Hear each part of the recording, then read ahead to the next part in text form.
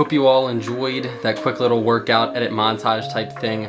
I know I'm not the best at editing yet, but I promise it is something I aim to get better at, and it's something I really want to improve on. And also, I know the lighting was a little bit weird in the first couple of clips. Some of the settings on my camera were wrong at the time when we were filming it, but I promise that type of stuff will get fixed in the next couple of videos. But before we get into the second part of this video, I do want to say, before I break down the workout, before I dive into it, everything that I do, all these exercises are done with the idea that I'm prioritizing my form and technique over weight. Fitness is about longevity. And if you start ego lifting and you lift too heavy for your joints to handle, you're going to run into injuries at some point, now or in the near future. I've dealt with injuries in the past and they really do suck, so taking a step back, starting from square one, focusing on form and technique has really helped me get stronger and really helped my muscles develop in ways I never even thought possible. So yes, prioritize technique and form always, no matter what exercise you are doing. You're gonna reduce the risk of injury and you're optimizing your muscle building potential. So with that out of the way, let's get to the workout.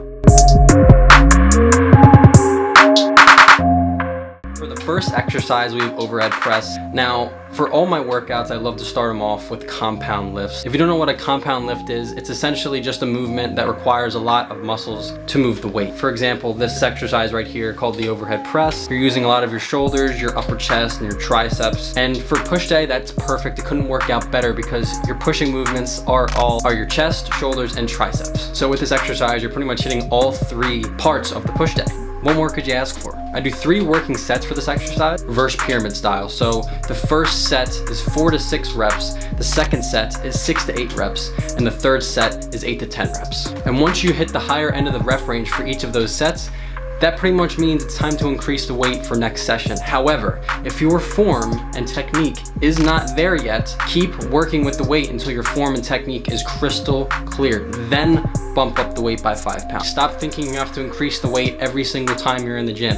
It just doesn't happen. And the more you try to rush it, the more it increases your risk of injury. It's just not worth it. All right, moving on to the next exercise. I'm doing unilateral incline dumbbell, just with 1 dumbbell at a time. This is a correctional exercise for me. I do heavy incline dumbbell later on during the week, and I do this exercise because I was running into some stability issues on my heavy days. So I decided to take a step back and save an exercise on my push days so I can kind of fix the stabilization issues I was having on my upper body day later on in the week. Really just trying to work the chest here and focus on form and technique. Now moving on, we are doing dips. Dips are a great compound lift. However, they're not for everybody. If you don't have the shoulder mobility, you're probably gonna run into some issues. And if you feel any pain, stop doing it right away. I'm fortunate enough to be able to have the shoulder mobility to do this exercise. Again, it's another great compound lift. You're working your shoulders, chest, and triceps. I mean, literally, what more could you ask for? And for this, we're doing 3 sets of 6 to 8 reps. Again, slowly trying to increase the weight we are doing over time, but not rushing it. I only really increase my weight whenever I feel like I need to by 2.5 pounds. That's it. This is a body weight movement. It's not an easy exercise. And just be very, very careful because you can get injured very easily. All right, moving on, we have flat dumbbell, 3 sets of 8 to 10 reps. Now at this point, I'm pretty fatigued, I'm pretty tired. I normally can move, 90s, 95s on this exercise. Since this is the 4th exercise in, I am definitely a lot weaker, but it gives me an excuse to prioritize form and technique even more, focusing on 2 things, the mind-muscle connection and time under tension. Those things have done me wonders when it comes to building muscle and creating an aesthetic physique. And again, another compound lift. Notice how a lot of these lifts that I'm doing are compound lifts. These movements are going to give you the best bang for your buck. Instead of doing a ton of isolation exercises, focus on getting stronger at compound lifts. I guarantee you, it'll change the game and it'll change the amount of gains that you can make. All right, moving on, we were doing side lateral raises with dumbbells. Now this is just an isolation exercise because I like to focus on the side delt on my push days. All you really need for shoulders is a pushing exercise and a lateral raise. That's all you really need. You don't need a ton of volume for your shoulders. However, they can handle a lot of volume, so definitely throw in some drop sets here and there with that exercise as well. For this exercise, we did 4 sets of 12 to 15 reps with the drop set at the end.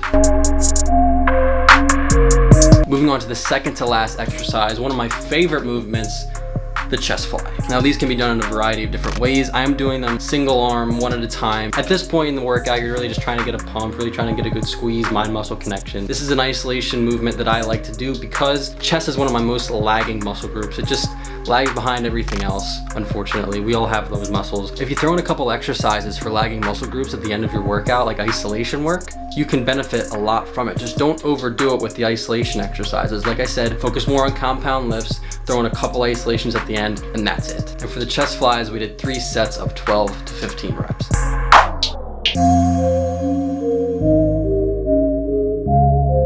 And finishing off the workout with tricep pushdowns. Triceps are not a huge priority for me, but I like to throw in just one exercise towards the end of the push day. 3 sets of 12 reps with a drop set on the last set. Really focus on the mind muscle connection, the squeeze, time under tension. Doing all of these things will lead to more muscle growth in the long run. I guarantee you that.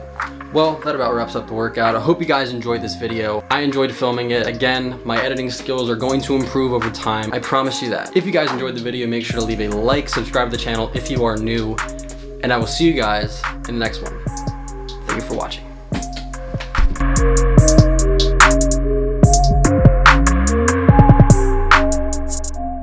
Like, people swear you gotta like do a certain thing. And people, they're so, it's because these fucking actors, all they say is, yeah, for 6 months straight I trained hard and ate chicken, broccoli, and rice, and that's just not the fucking case.